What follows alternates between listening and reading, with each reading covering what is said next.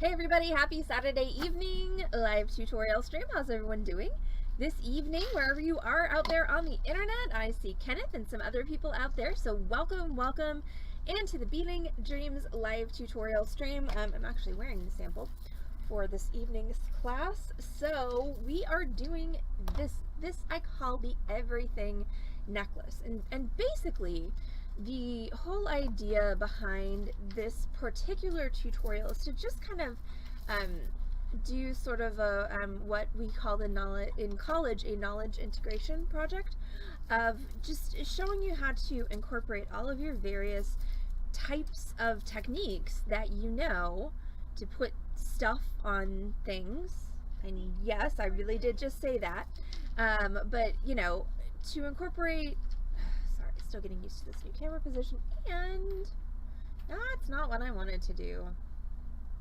I'm still needing to do some adjustment on my light switch, but it's not terrible. Barb, hi! Oh my god, how are you? We have missed you. How's everything? Okay, so this is basically, like I said, knowledge integration project. We are gonna go over. Oh, no notifications. I don't know how to fix that. Does anybody know how to fix that?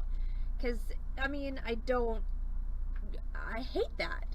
And then after I go offline and then come back for the sale, there's probably also not going to be a notification. And I don't know how to make it better. But anyway, so we're going to do center drilled wire wrapping. We're going to do top drilled wire wrapping. And we are going to do attaching things with jump rings, okay? And this is the ultimate stash buster project. It really is, because nothing on this entire necklace has to match. Like, I have matching bits because I selected all the pieces for this necklace specifically to go on this necklace, but you can literally use all your extra bits on one of these and it's going to turn out looking amazing. So for my sample, I kind of picked a smoky and lemony and labradorite color palette with some snakes, because everything's better with snakes. For my project tonight, I have more of kind of a peacock color palette, but still snakes, because once again, everything's better with snakes. So I just have kind of a melange here of beads and charms. So I've got center drilled beads. That's not a center drilled bead, Allison. Ah, there we go. I'm like, I know I put some in there. So I've got some center drilled beads. I've got a lot of top drilled beads.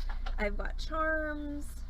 And as far as supplies go, literally, like anything that you have lying around, you can put in this necklace. You are going to need something to hang everything from. So I've got a piece of gold-filled chain here. You're going to need things with which to hang the stuff. So that is going to be, for your center drilled beads, you're going to need some head pins. And so I've got some random hair on my knot. That's gross. So I've got some 24 gauge gold-filled head pins. Those are going to be pretty universal as far as fitting on most of my beads. I've got some 26 gauge gold-filled wire. That's going to be for my top drilled beads. And then for my charms and such, I've got buried in here among all of my little beady bits, I have some jump rings. And these are just 20 gauge jump rings in 4mm size. So you just need to make sure that you have a jump ring that's big enough to actually go around whatever you're trying to attach, but not so big that it's just completely obtrusive and unattractive. So you're looking for the Goldilocks of jump rings in this instance. And then I do also need some kind of closure, so I have just a basic lobster claw clasp. Or what actually Carol did on the sample, which is pretty freaking cool, I have to say, is I did it on a short piece of gold-filled chain, because that was what I happened to grab, and she actually put a piece of leather on the back of it. So this doesn't have a clasp, but it can actually completely just drop over the head. So I thought that was a pretty innovative solution to that. And yes, everything is better with snacks should absolutely be on the button list, for sure. Okay, so once again, knowledge integration. These are all skills that we have dealt with in multiple tutorials over the past 3 years. So hopefully none of this is completely new knowledge for any of y'all out there. If it is, then great, welcome. We're so glad you're here, and let me know so that I can slow down a bit. Because I'm going to try not to destroy my ear. There we go. I know, seriously, Mary, 3 years. It's going to be 3 years on, I think, the 21st of March. So yeah, we are just like 2.5 months shy of 3 entire years of streaming, which is crazy. It is absolutely nutballs insane. Okay, so let's start with the most complicated technique and then go down through the techniques complicated to simple. So the most complicated technique is top drilled wire wrapping, because this is essentially one step beyond a basic wire wrap that you would do with a head pin. So for that, I'm going to start with my 26 gauge wire. So when you're doing top drilled wire wrapping, especially when you're doing it on gemstone beads like these, chances are pretty good that the holes on the beads are going to be fairly small.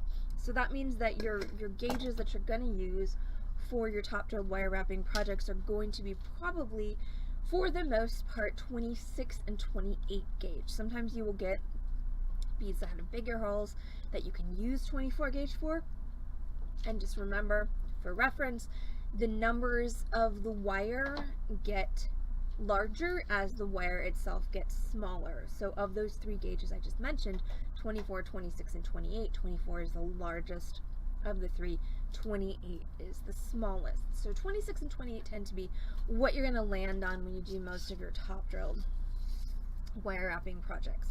So I'm going to start with one of these cool top drilled crystal cola. Also, I do need to say that even if a thicker wire will fit in your bead, it's not always the best choice to use it, because when you think about these top drilled beads, you know, the hole just goes right across the point there, and so that's a pretty fragile spot to drill a stone. And so if you stress that hole too much, what's going to happen is you're just going to pop the point off the stone, and then you will literally have an unusable bead, because it won't be a bead anymore, because it won't actually have a hole. So it's always better to err on the side of a little bit smaller wire than a wire that's too large. So I'm going to put my wire through the hole, like so, and I'm going to hold it so that I've got about 1.5 inches to 2 inches of wire coming out one side of the stone, and then the entire rest of my piece of wire, which I cut about a 14-inch piece of wire,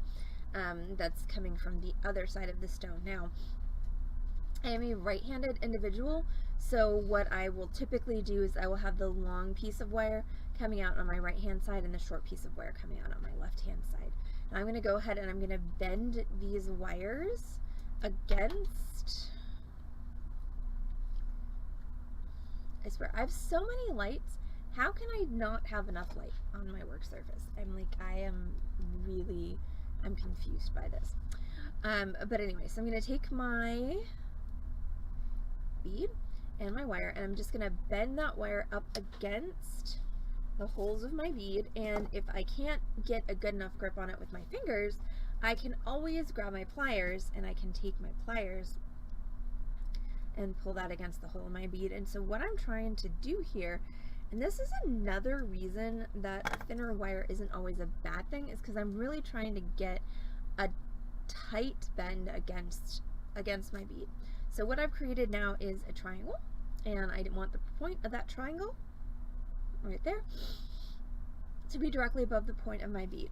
Now I'm going to grab my chain nose pliers, and I'm going to grab the longer of the 2 wires. So you've got a long one and a short one. If you listen to my directions from earlier, I'm going to grab the long one with my chain nose directly above the point where those 2 wires cross, and I'm just going to bend it back like so, so that what I have now done is I have centered that wire above the central axis of my bead, or I've aligned it with the center of my bead. Now I'm going to take that short wire, I'm going to wrap it around the long wire. No. This light thing is really taking me off. I just don't know if changing the exposure is going to work. We're going to try it. So how's everybody's Saturday? Did anybody do anything exciting today? Just out of curiosity?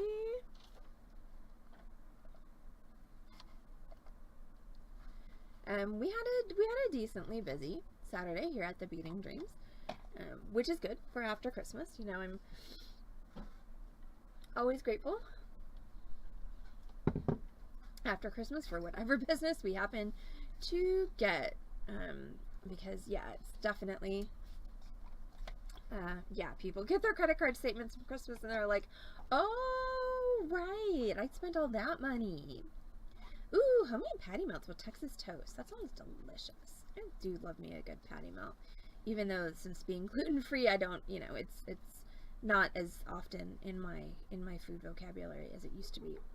So I'm gonna go ahead and wrap my short wire around my long wire, and I just want to go like 1.5 times around. So I have that.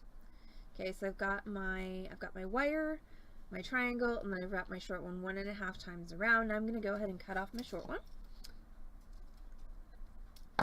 And that's going to leave me with a little stabby bit of wire, as you can see there.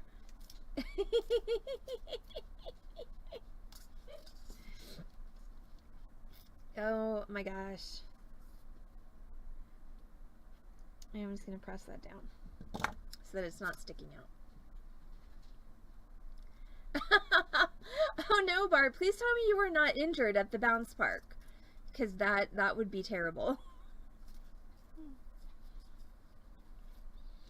Alright, so now that I've done this, I'm going to go ahead and do a regular basic wire wrap, which means I'm going to grab my round nose pliers and I'm going to hold those so that they are touching the top of the wire wrap that I just made, and now I'm going to do a basic wire wrap loop, which is away, rotate, back up over the top, rotate again, underneath. Well, you know, at least the pride, whilst easier to bruise, is also easier to recover from than an actual bounce park mishap. I don't even know what that would be, but I just feel like it would not go well. So now I have my chain. So I'm gonna find the middle of my chain, and the easiest way to do that is to just take the two end bits and hold them together, and the link, you're either gonna have one link drop down in the middle or two.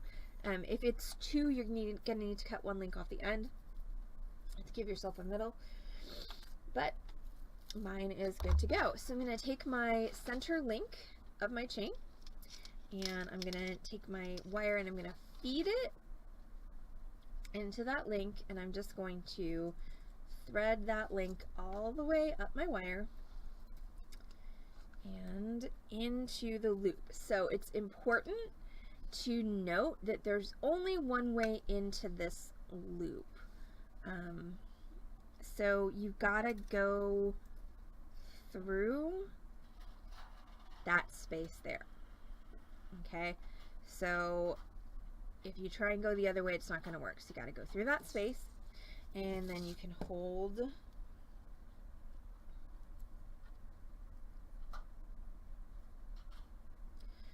across the loop with your chain nose pliers, like so. And then we're just going to wrap down until we meet the end of the wire that's already there, which I did not do a very good job of tucking in, by the way.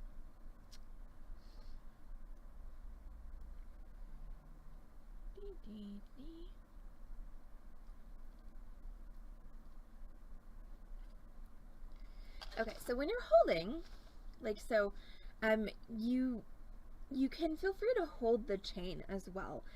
That's not the goal. The goal here is to actually hold both sides of that loop, but if you get your chain in there just because there's not room to hold it without holding your chain, that's totally fine.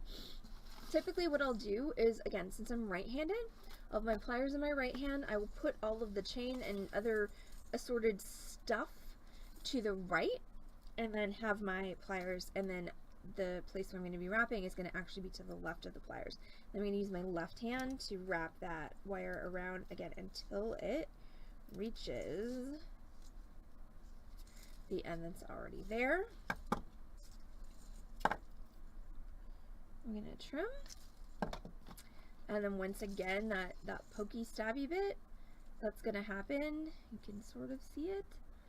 Alright, we want to just gently press that down.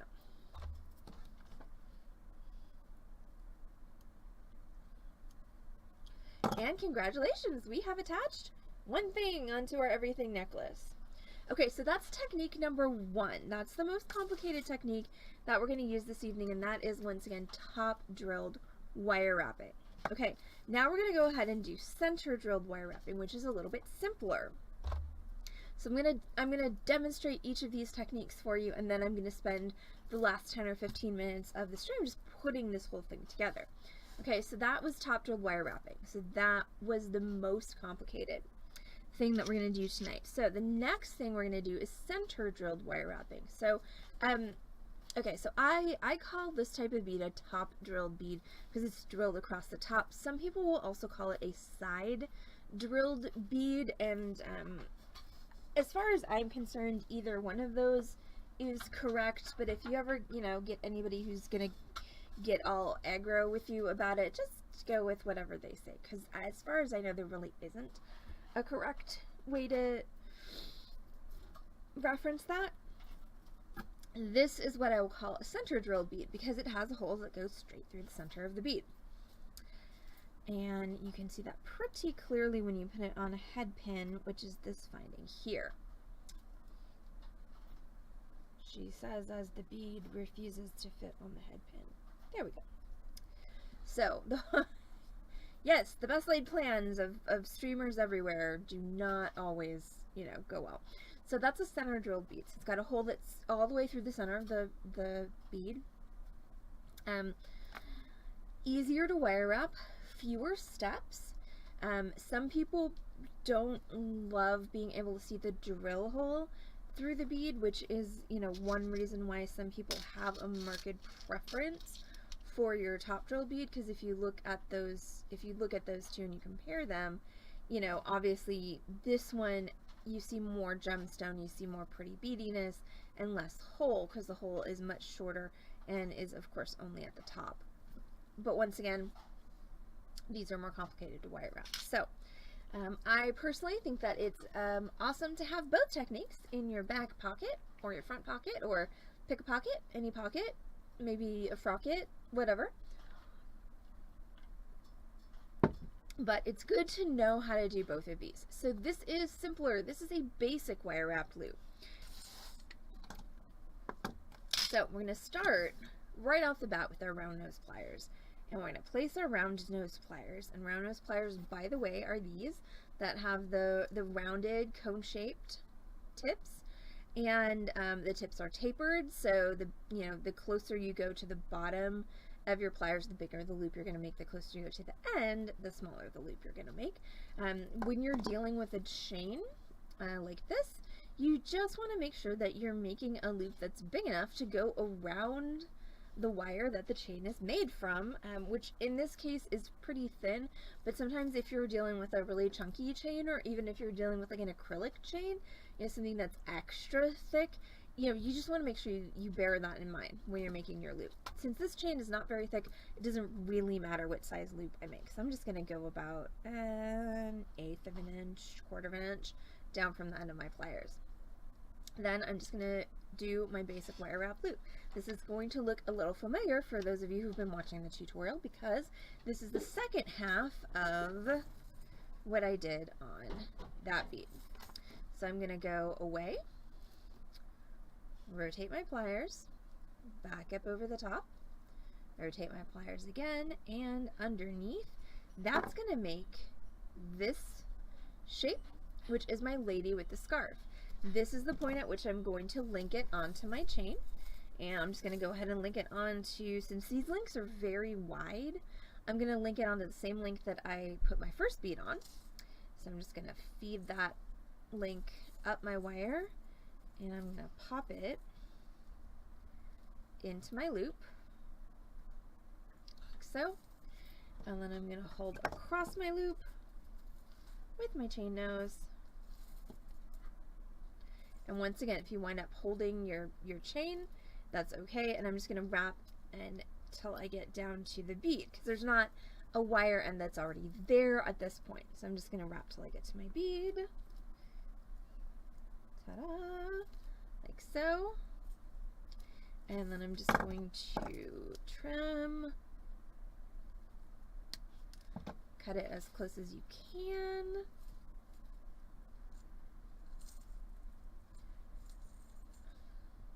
There we go. And then once again, you're going to have a little stabby end, so I'm just going to press that down. So I think overall I like my new camera position. I find it a lot easier to get things on camera and to actually look at them while I'm doing them, and make sure that they're actually on camera while I'm looking at them. Thank you guys for bearing with me, because I know that it's a little awkward because I'm still getting used to it. Okay, so that was my center drilled. Now, last and simplest of the techniques is attaching charms with jump rings. So I'm going to go ahead and grab myself a snack. And so sometimes your charms will actually have jump rings that you can't see with your glasses on. Yeah, okay, so sometimes your charms will actually come with jump rings attached, as this one has. So that is, and then I just completely biff all of the camera work. So that's a jump ring. It's a ring that has an opening right about there. So sometimes your charms will come with rings already on them. Sometimes they will not. So this is, why you could of course buy jump rings separately. And I always recommend a fairly small jump ring, a 4mm or a 5mm, and a fairly sturdy, thick jump ring. So like a 20 gauge wire is usually a good gauge for a jump ring. Now you can also make your own jump rings. So if it's the middle of the night and you need a jump ring and you don't have any, but you do have a wire, as long as you're using a sturdy wire, like I said, like a 20 gauge wire, I mean, it's just a circle. So you can make them with your round nose pliers, you can make them on a drill, you can make them with a mandrel, you can make them on a plane, you can make them on a train. Just make sure to cut your ends with a flush cutter, and you're probably going to need to file a little bit to get rid of the burr from the cutter. But it's always important to remember, and I'm kind of embracing this in my cooking life as well as in my jewelry life, is you don't have to have necessarily 17 different bottles of condiments in your refrigerator. You just have to have the component ingredients to make the condiments. Of course, then you wind up having 20 bottles of component ingredients, but we're not going to go there, okay? We're just going to, we're not going to take that leap off the cliff with that, and we're just going to say, as long as you've got wire, like if you just keep 20 gauge wire around, you can make jump rings, you can make ear wires, you can do, basic clasps and things. So 20 gauges and 18 gauge are very useful to have in your stash for those moments where you're like, I had a clasp. Where's my clasp? What happened to it? Where did it go? And same with the ear wires. Don't use 18 gauge for ear wires, but again, as long as you have the component parts, you can make what you need.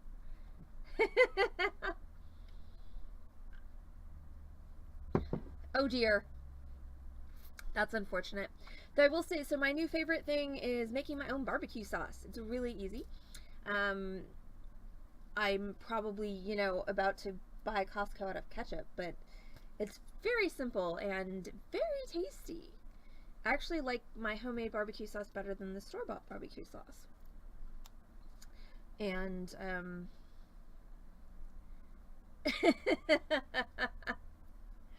But yeah, so that's my new favorite. I also made a really good sweet chili sauce over the, not the Christmas holidays, but Thanksgiving holiday maybe? I don't know. But anyway, I'm a huge fan of making my own condiments. TLDR, Allison likes to make her own condiments. Which sometimes leads to having fewer condiments in the fridge and sometimes leads to having twice as many condiments in the fridge. But now we're going to talk about opening a jump ring. And we're going to talk about, once again, it's 2 a.m.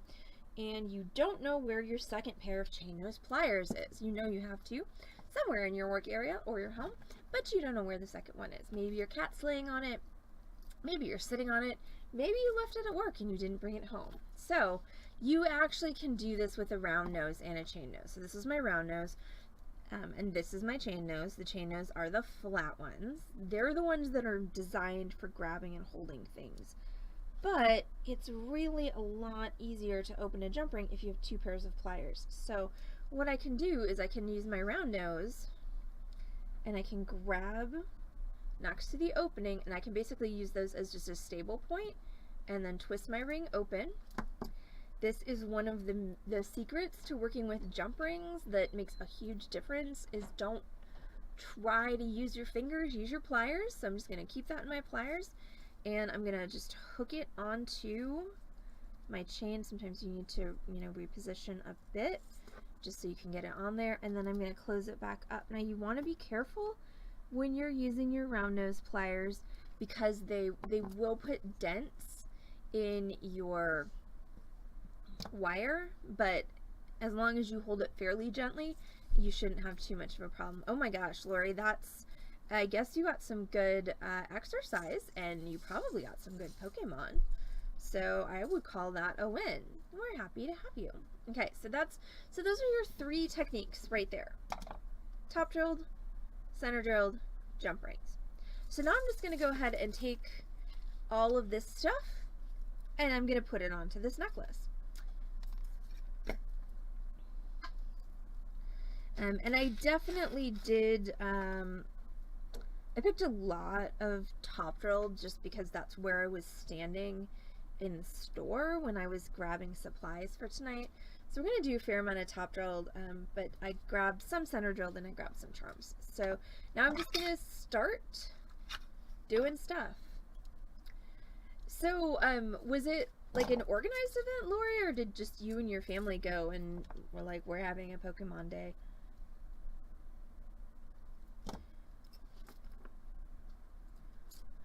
So it is, by the way, in case it had escaped anybody, it's Saturday, which means that tonight is a sale night. I am caffeinated, so hopefully I will be more focused than I was on Wednesday, and I still have like 3 trays of merchandise that I didn't even get to on Wednesday because I was so unfocused. Okay, so that's my half of my top drilled wire wrap. Now I'm gonna do the other half. Yay! Monthly Pokemon event. That's very cool. I'm glad that places are still doing those because it's such a great, fun way to get exercise. And, yes.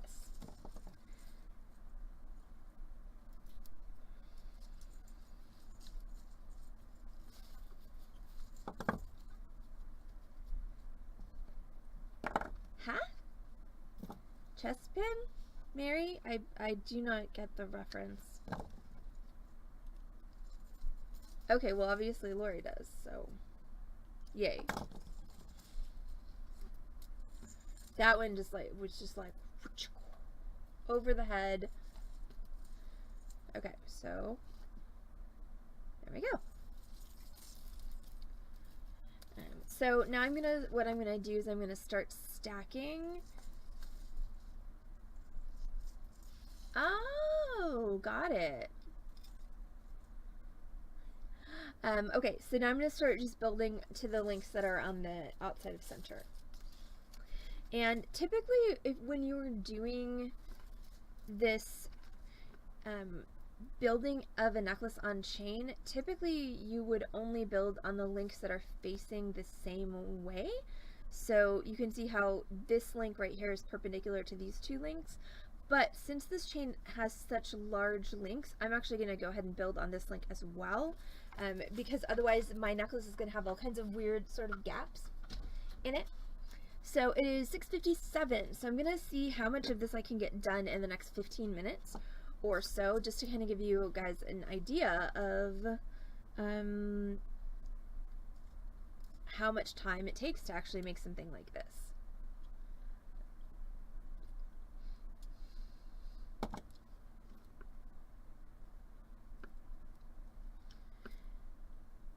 Also, Mary, Amy, and Jane came into the shop today, which was fun.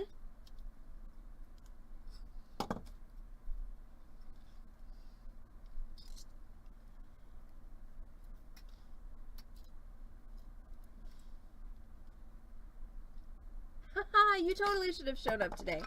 And I love it. So my friend, our friend, Amy, I mean, she was Mary's friend before she was my friend, so I really, you know, shouldn't claim her exclusively, but she just had a hysterectomy, and she was totally rocking like a crop top with her 2 hysterectomy scars just like all out there and stuff, which was pretty awesome.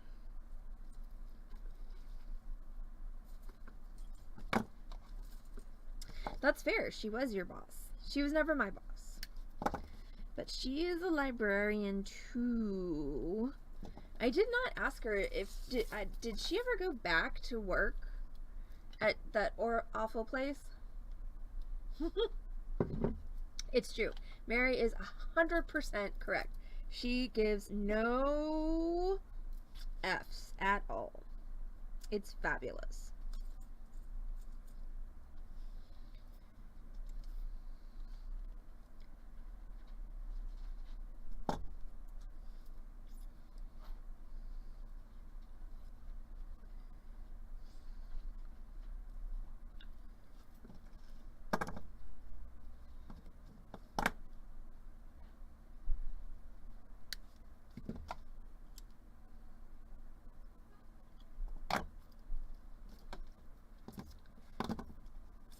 So yeah, so sale tonight after the stream. Okay, so Kenneth has a good question, which would be, when making your own jump rings, is it sturdier to use half hard wire? And the simple answer is yes, it would be. Here's the thing about wire, is anytime you manipulate it, you will harden, hi Corvus, you will harden it. Like the actual act of moving the wire makes it stiffer. And I'm just gonna leave that on the table there because it's before 9. So I mean, Nightbot did just, you know, do the reminder of hide your kitties and kittens after 9 because yep, exactly. Hi Ace. But yeah, so by that logic, manipulating dead soft wire into the shape of a jump ring will basically turn that wire not completely into half hard wire, but it will make it much closer to half hard wire, and then manipulating half hard wire into the shape of a jump ring will make it closer to full hard wire. Once again, it's not going to take it all the way, but it will make it stiffer and sturdier. So yes, if you want the absolute sturdiest possible jump ring, you can use half hard wire, but dead soft wire usually will be hardened sufficiently during the process of making a jump ring that it's going to be pretty equivalent to what you would purchase if you were just buying a ready-made jump ring. And the other thing you can do, if you want to make anything wire that you've made that's just a shape, so we're talking a jump ring, a clasp, like a hook clasp, we're not talking about a wire wrap here, okay? But you can hammer it, because that's going to compress the molecular structure of your wire, and that's going to make it sturdier. So that's something else you can do if you're concerned about the sturdiness of your jump rings is you can hammer them. If you don't want to flatten them, you can hammer them with a rawhide mallet. It won't harden them as much as if you hammered them with a hammer, but it will definitely help. There are also some like nylon tools, like, and this, I mean, at this point, I'm not saying anything about the words that I'm saying, but there's definitely a tool that's called a whack it down. Yes, that is an actual thing. I feel like maybe, you know, only Google it if you're feeling like you have some fortitude in your system, but turn safe search on. It's basically a nylon block that you can use to smash your wire and basically work harden it without, once again, adding texture to it. So yeah, again, everyone can do what they please with all of those terminologies, whatever. With all of that terminology, and yeah, but that's the complicated and somewhat dirty answer to Kenneth's question. The dirty part was not intentional, it was just kind of unavoidable.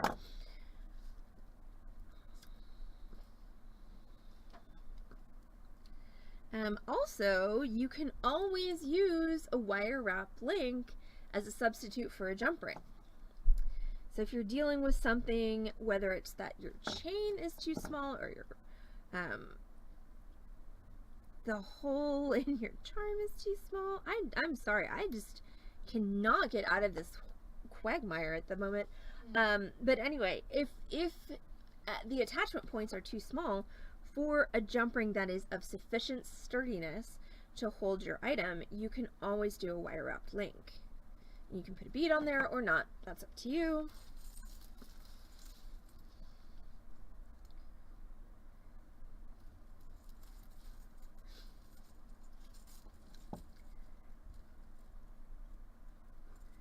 So Corvus, how are things?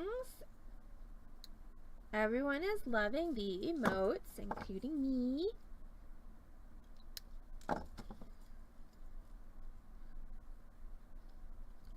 Is this chain interesting? I like this chain a lot. This is, I misspoke earlier. I said it was a gold-filled chain, and I'm pretty sure it's a gold-plated chain. But yeah, it's that paperclip style that's so popular, but it's got texture on it, which I like. It's, I used to have one and I sold it, so I should make myself another one at some point. But I like that it has some sparkles to it. It's like a, yeah, it's actually a textured wire, which is fun. Oh, Corvus is about to eat tacos. That's just not fair to taunt us with that.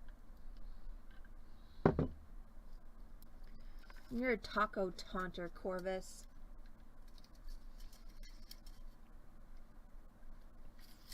I could actually make myself tacos tomorrow. Oh, I'm so looking forward to tomorrow, y'all.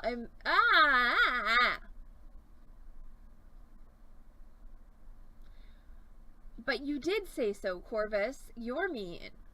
And Lori's also mean. And I'm just gonna sit here and make my necklace and be jealous of everybody's food.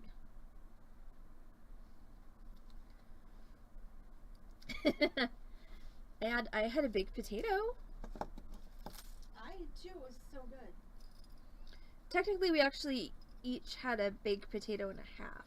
No. Because I baked 3. And then I chopped them up.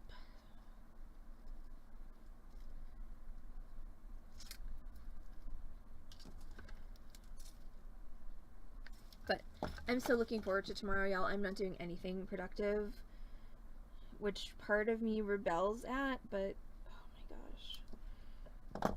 I've been doing way too much accidental falling asleep. Need to stop that.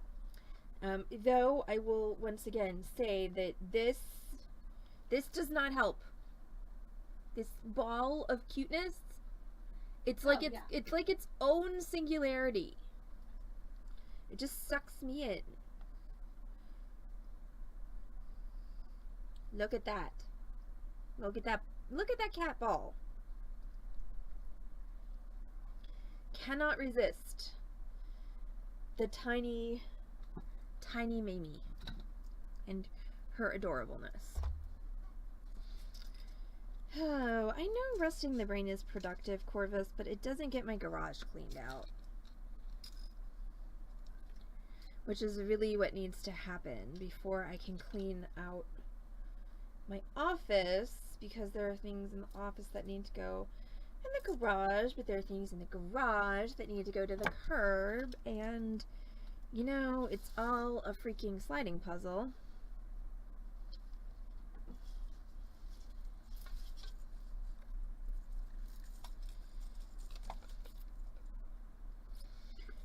I also think, or I have the impression, that Corvus, your generation was taught to value resting the brain more than mine was.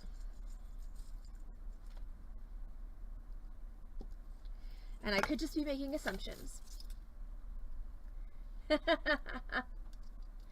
know, seriously, Lori. Lori gets me. Well, and then since it's been a little chilly here in Dallas, and I mean, by a little chilly, I mean in the 50s.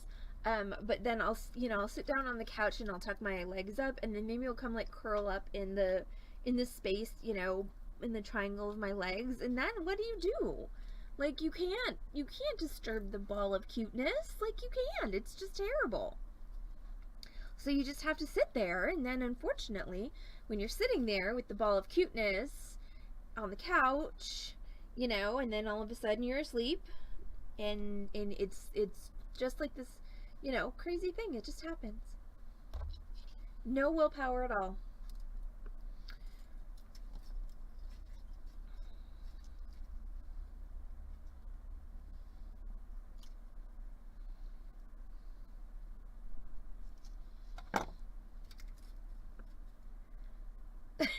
Right? Exactly.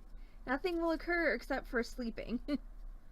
Even if sleeping is not supposed to be what's occurring at that time. There's no resisting.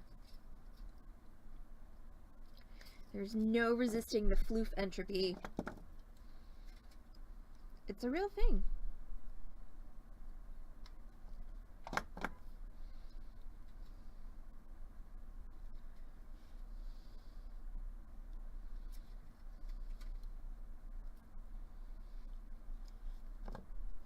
So I'm just continuing. I'm going to work for about 10 more minutes. See how much more of this stuff I can get onto my necklace. Oh, good Lord, Lori. Bless you. Because, yeah, I could not.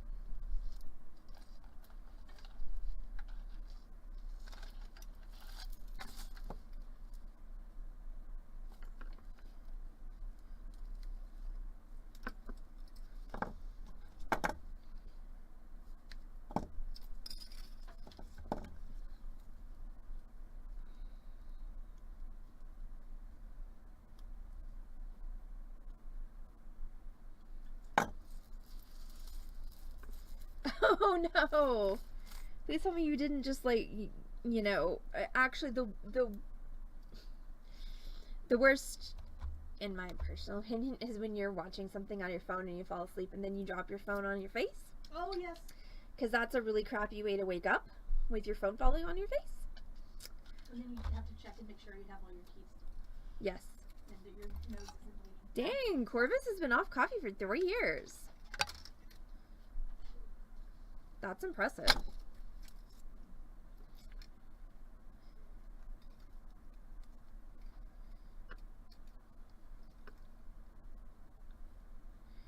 I try to judiciously use... Hi, Sami! How are you? How is everything in San Antonio?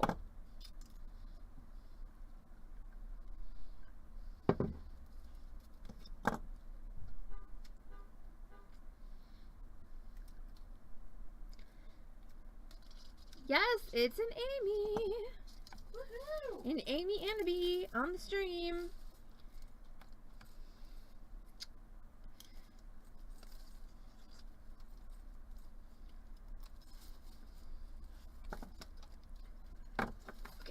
It's going to sleep. That's no good.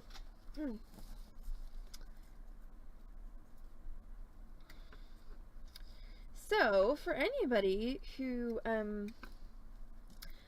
wants to just,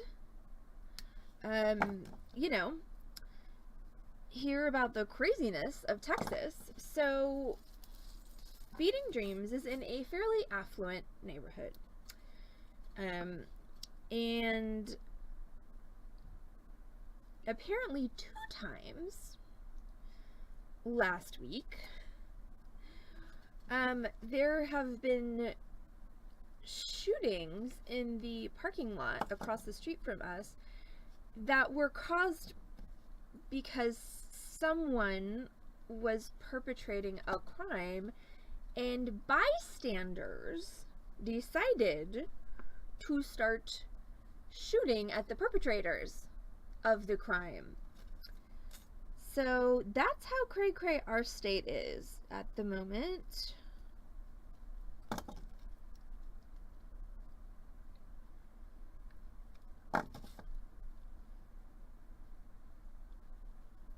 I know Lori was on Zoom with Heather when the first shooting happened. Yeah, I know, right? Nothing like a good guy with a gun. Yeah.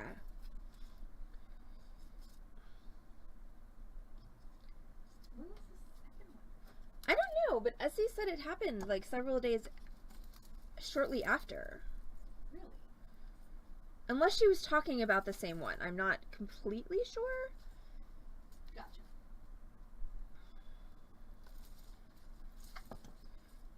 But either way, it's still freaking nuts.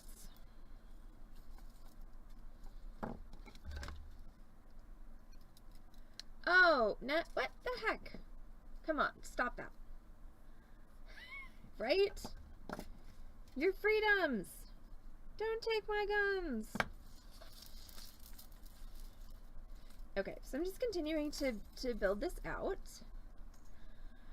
So there was, apparently, Amy, there was an attempted carjacking in the parking lot of the pavilion across the street from us. And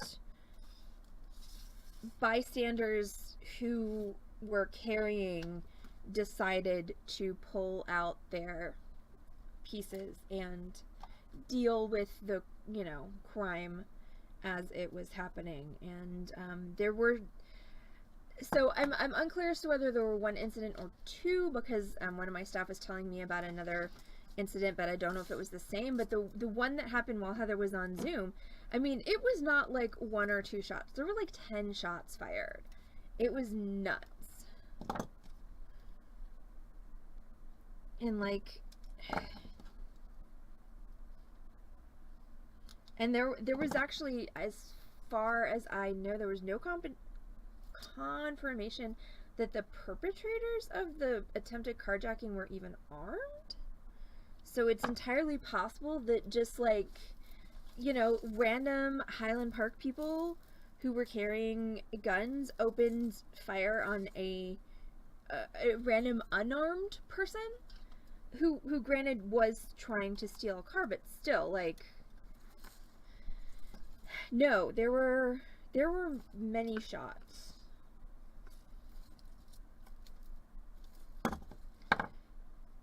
Yeah, it was freaking crazy. And then, so then I was on one of the police scanner websites, and it's like, oh yeah, look, there's 7 or 8 calls for shooting and 3 calls for major disturbance violence. Like, oh yeah, okay, well, yep, something happened. But just the fact that it was bystanders who did all of the firing is just what's crazy to me. Like, not only that, but there were multiple choices of bystanders. That's also true. And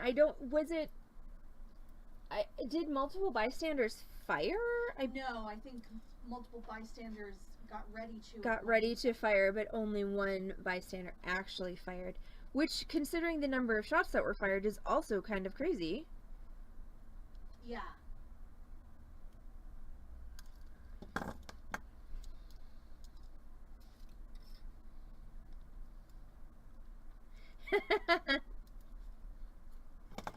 Amy heard your voice. Hello, my sweet.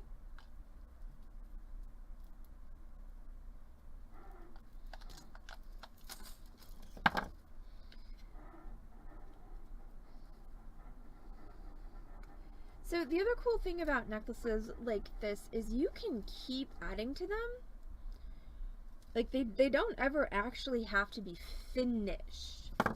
Like you can just keep adding stuff onto them and then wearing them and then adding more stuff onto them. Like it's so what I always find to be kind of useful is to sort of pick a colorway, which is different from a color wave, which is not actually a thing. And then, you know, and then you can just put all of your beads that are in that colorway that are extra, or, you know, surplus aside, and then you can have a work session on your necklace and, you know, add them all on.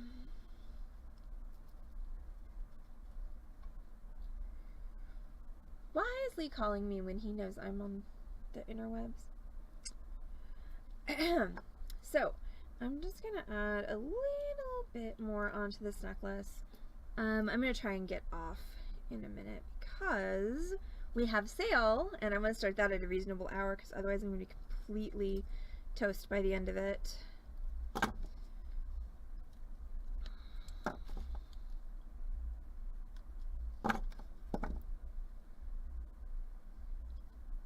So like I said, I did pick mostly top drilled because that's where I was standing in the store when I was picking supplies for this class. But you could use whatever distribution of top drilled, center drilled that you want.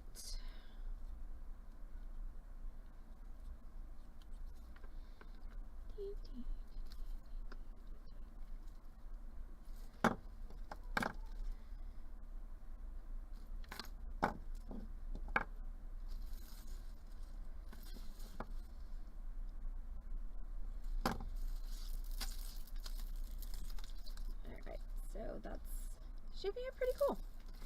I would probably want to put more stuff on it eventually, but you know, for a 1 hour work session, it's not bad. This is going to be just a regular center drilled wire wrap on this with a head pin. So there's that. And so the main thing when I'm doing projects like this, and I haven't been paying as close attention to that as I should have been, but you know, the main thing when you're doing projects like this is just balance. So you want to try and kind of keep everything balanced, even if it's not symmetrical. You want to make sure that you know, you've got equal weight all across your piece. And I'm going to hold this up and I'm going to do a little critique of this before I get off of the stream, and then I'm going to put a clasp on it just so that you guys can see how that goes, and then we will adjourn briefly to get ready for the sales. So alright, so let's look at this. So okay, so the center is here. Okay, this is the center with the snake charm and the chrysocolla. So you can see that I definitely have way more weight on this side of my necklace than I do on this side. So what I need to do to kind of even this up is I'm going to need to take some more kind of bigger stones and feed them in here. Maybe another charm. I do have another charm. I've got this cool Sacred Heart charm, so that can go over there. But I definitely am not balanced at this point. And so that's the thing about asymmetry, is it doesn't have to match, but it's gonna look better if it balances. And so that's where I am right now, is if I were gonna continue with this project, I would start adding more in here, more weight in there, and then, you know, maybe spread a little bit more up. But for now, I'm going to go ahead and just gather up all my bits, and I'm going to put the clasp on, and then, like I said, I'm going to adjourn for a little bit to get ready for the sale. So I just have a basic lobster claw clasp that I'm going to be using for my project this evening, and this lobster claw handily comes with its own jump ring, and so I'm just going to open that up like I showed you earlier using my round nose like so, and I can just attach that to the end link of my chain, close it up. Again, make sure that it's closed completely. And then the cool thing about a large length chain like this one is you can actually, it basically makes its own extender. So I can clip my clasp onto the end link, but I can also, if I want to make this a little bit shorter, I can clip it a few links down as well. All right, so that is my everything necklace. That's not the right button, not with the right button. So this is my everything necklace in progress. Goodness. So at some point I'll finish it and post it on Discord. But for now, Amy, do you know what Amy means?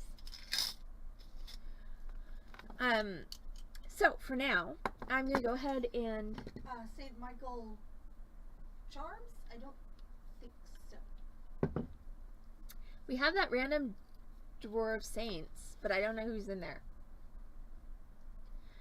Got it. I don't think so. We can check. Okay, so that's going to be it for the tutorial this evening. I am going to go make sure I got everything set for the sale. I will try and keep that transition fairly brief so that we are not getting on too late. So we will be back with our live merchandise sale, Saturday night live merchandise sale on this channel, twitch.tv/beadingdream. Hopefully in about 20 minutes, around 7:45, here on this channel, twitch.tv/beadingdream. So everyone take a brief break, mix yourself a cocktail, grab yourself some hydration, and we'll see you back on this channel, twitch.tv/ Yay, we got it in person, Susan, today. It was awesome.